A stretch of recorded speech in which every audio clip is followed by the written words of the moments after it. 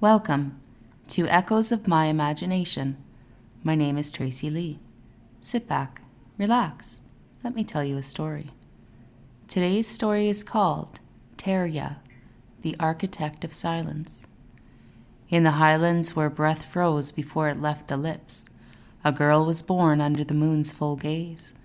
Her mother bled quietly, humming a broken tune, while her father stood outside carving protective runes in the snow.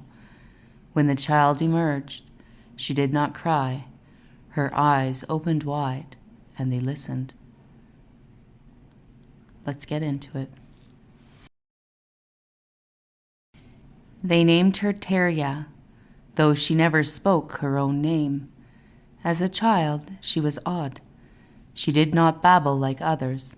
She did not play games of chase or mimicry. Instead, she stacked stones in spirals, nested bones in patterns along the hearth, and slept with her ear pressed to the earth. Her mother wept once, begging the spirits to bring speech to my daughter, but her grandmother only smiled. "She does not speak," the elder whispered. "She remembers." By the age of 10, Terya had built a circle of stones that made animals sleep when they stood within it. The elders visited. They brought bread and silence. She accepted both with a nod. She had begun her calling. At 13, Terya met Caleb. He was a boy of wind, laughing, reckless, beautiful in the way firelight makes a shadow dance. He saw her not as odd, but as sacred. While others offered her distance, Caleb offered his voice. He spoke for her sometimes, though never over her. She let him in, slowly, carefully. One night, she placed a smooth black stone in his palm and whispered, "Keep this. It will remember when I cannot." It was the first word she had spoken aloud in 2 years. They met under the stone arches she built, kissed beneath shifting constellations, never planning a future because the present was already enough. But Caleb was meant to lead, to fight, to bond with tribal rights. Terya belonged to the song of stone and silence. She would not be tethered. By 21, Terya had shaped valleys.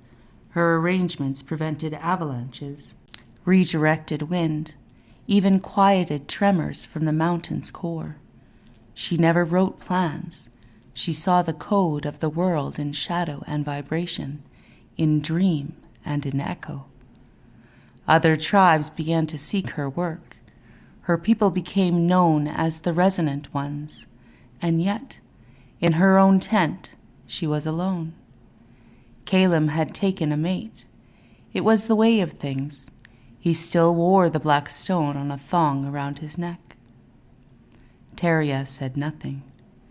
She built a final project, a labyrinth with no center, a place for those who needed to listen to find themselves. The village never asked for what it was for. They simply stayed away, instinctively reverent. On the day the first snow came, Terya felt her breath shorten. Her visions had begun to slip between lifetimes. She saw deserts and cities that didn't exist, heard music played on instruments made of light.